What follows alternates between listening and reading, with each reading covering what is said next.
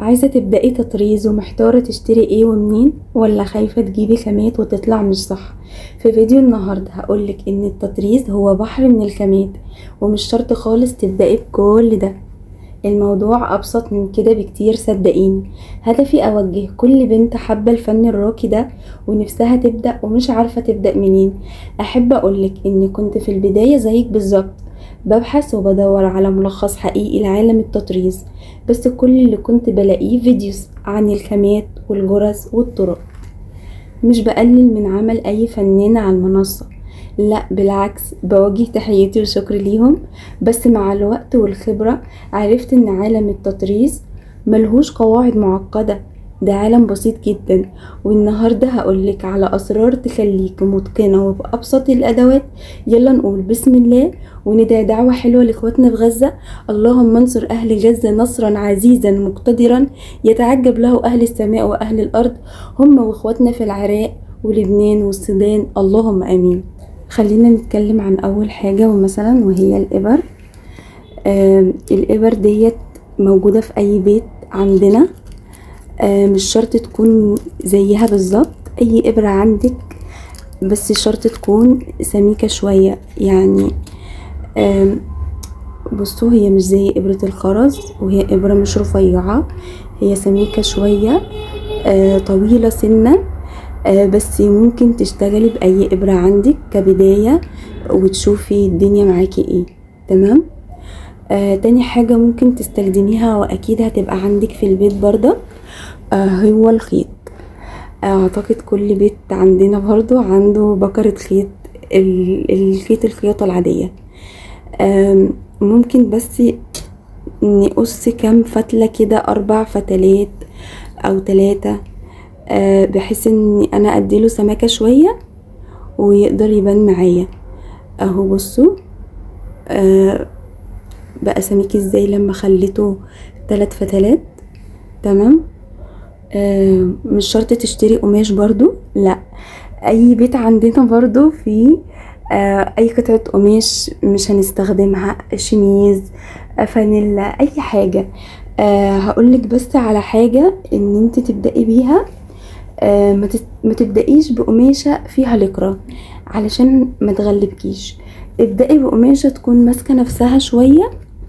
وانا عايزة اعمل لكم اصلا حلقة عن القماش، ان يا جماعة مش شرط خالص خالص خالص ان احنا نخلي قماش مخصوص للتطريز. والله التطريز ابسط من كده بكتير. حتى لو عندك قماشة دمور، يعني بصوا دي معايا دمور، ابدأي بيها وعلى فكرة هتبقى حلوة، مفيهاش مطة، كويسة، مسامها كويسة. فممكن بأي قماشة. لو عندك حتة قماش قطيفة باقية من اي حاجة يا ستي، لو كوشن عندك في البيت سادة وحابة تطرزيها، ان شاء الله مع بعض هنعرف نطرزها ازاي. لو قطيفة، بصوا، لو قماشة الدق، وقماش الدق دوت من ارخص القماش اللي موجود تقريبا في السوق. بصوا طالع منه ايه، شايفين القماش ده يا جماعة؟ انا بعشقه حرفيا. بحبه علشان خاطر بحس فيه بالطبيعة، هو شبه الكتان قوي، او هو اصلا كتان. فهو جميل جدا. فممكن من ابسط القماش نعمل ونجرب عليه كبداية. تمام. طبعا بقى ولابد منها هي الطارة. ممكن نشتري طارة صغيرة نبدأ بيها، لان ديت يعني هتشدلنا القماش وهتخلي الشغل ان شاء الله ما يحصلش فيه اي اخطاء. فهي الطارة هي معايا زي ما بيقولوا كده، يعني الكينج بتاع اللعبة كلها، ما نقدرش نطرز من غيرها. حتى حاليا عملوا منها احجام صغيرة جدا للكلوك البيبي والجلافز البيبي، لان بجد هي مهمة قوي قوي قوي ان يكون معانا طارة. تعالوا بقى اكلمكم عن لو انتي بقى فعلا عايزة تبدأي وتجيبي خامات، ومش همك مثلا ان انتي تجربي وتجيبي خامات على طول. كمان معانا القلم، وده قلم حراري. القلم الحراري ده بيجي كشكل قلم كده، وبيجي منه انبوبة حبر كده. وافضل ايه؟ افضل انبوبة الحبر لان حاليا ده اغلى بكتير من الانبوبة، وهو بيخلص بسرعة. فكده كده هي معمولة علشان خاطر احنا نحط جواها الانبوبة اللي احنا نشتريها. فانا شايفة عادي ان احنا نرسم من غير القلم بالانبوبة على طول. تمام. حابة كمان اقول لكم، شايفين الكائن الصغنون خالص ده؟ اوعي ترميه، ده اللي بيحافظ على الحبر ان هو ما يسيحش ويخلص. فده لازم ان احنا نفضل سايبينه، يعني خلصنا رسم هنقفله كده حتى لو في الغطا بتاع القلم. لا، انا افضل ده اوفر، وهتقدري ان انت تمسكي وترسمي بيه وهو بيطلع بالمكوى. عشان كده اسمه القلم الحراري او الحبر الحراري. فزي ما قلت لكم يا بنات، اوعي ترمي الكائن النونو ده، عشان بجد ده هيحافظ على الحبر بتاعك. ويفضل تشيلي الانبوبة ديت في باب التلاجة عشان الحر وكده، وممكن الحبر يطير. هو اول ما حاجة طلعت للتطريز هو الخيط ده، وده هتلاقوه موجود عند اي حد. ده خيط قطن مصري تطريز. تمام. بعديها طلعوا الخيط ده، وده اسمه مالونيه صيني. تمام. طلعوا منه كمان الايرو بردك صيني. بدأ يبقى فيه عجز. البنت مثلا وهي بتطرز حاجة بيقف منها خيط، وبنشتري العلبة دي ما بيبقاش فيها الا شلتين من نفس اللون، وباقي العلبة بيبقى الوان تانية.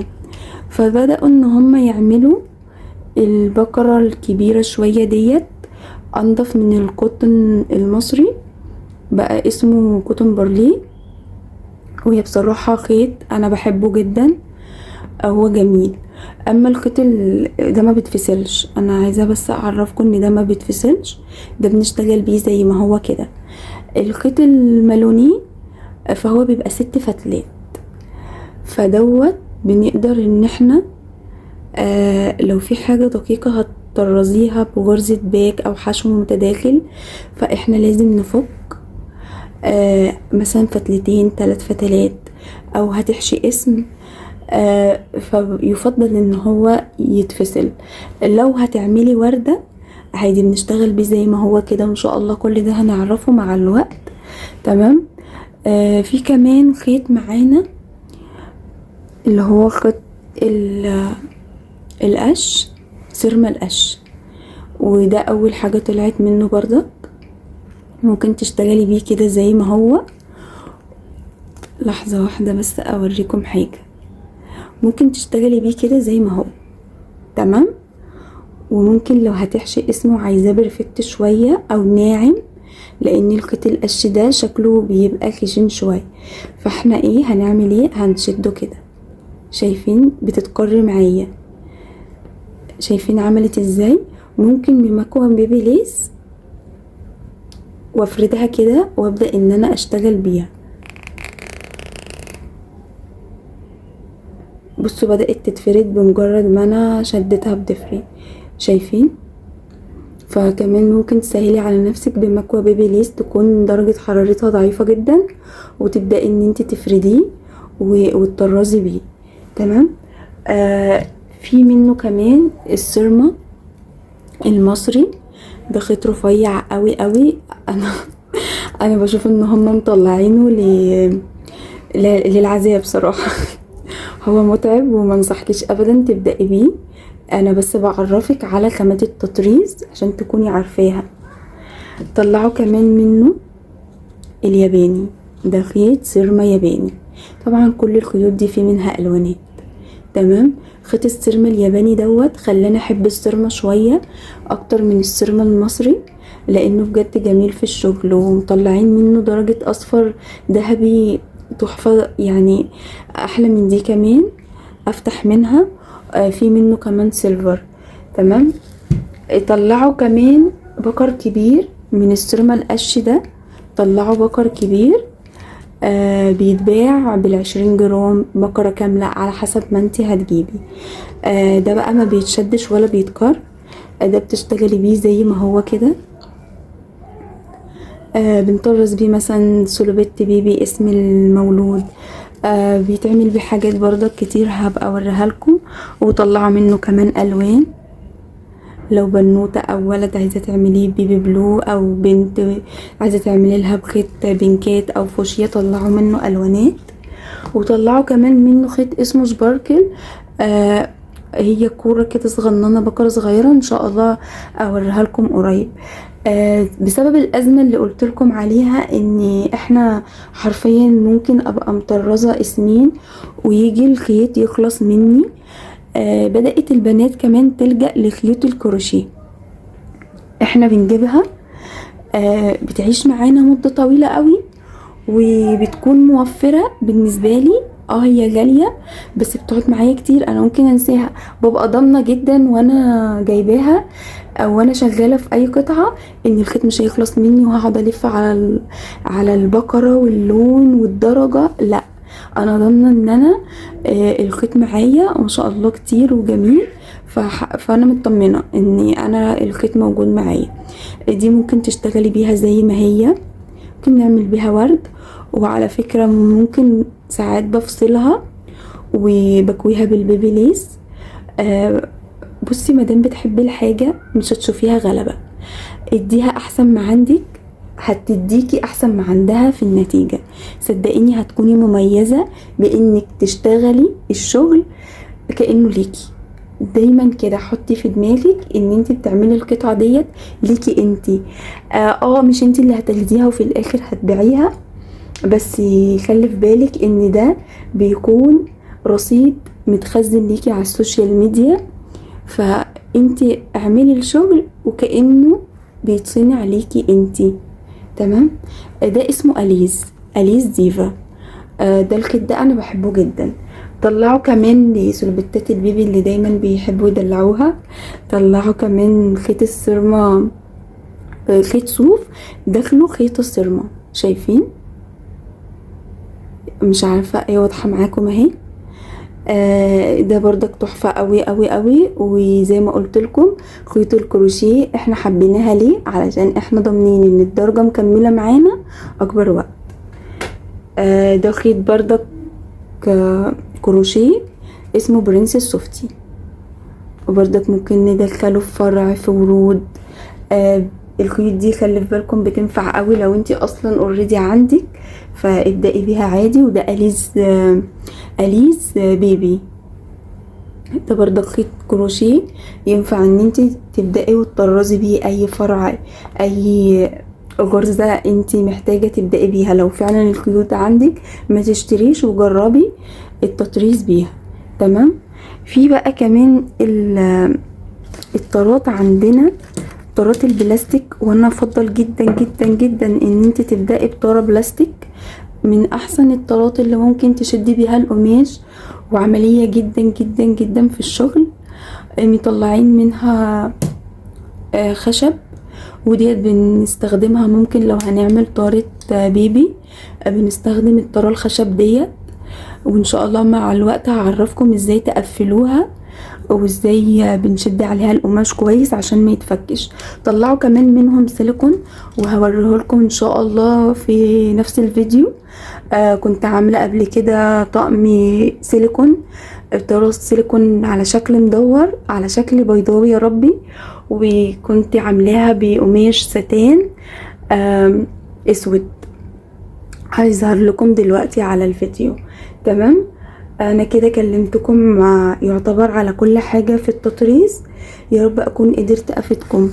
في حاجة كمان علشان التناسب في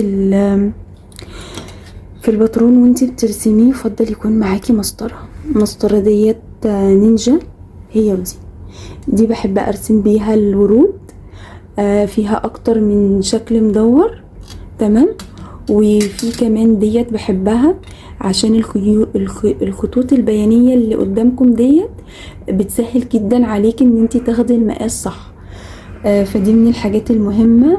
لو انت حابة فعلا ان انت تشتري، انا كده عرفتك ازاي تبدأي بحاجات من بيتك، وازاي تبدأي لو انت فعلا عايزة تشتري الخامات كلها على بعضها وتبدأي.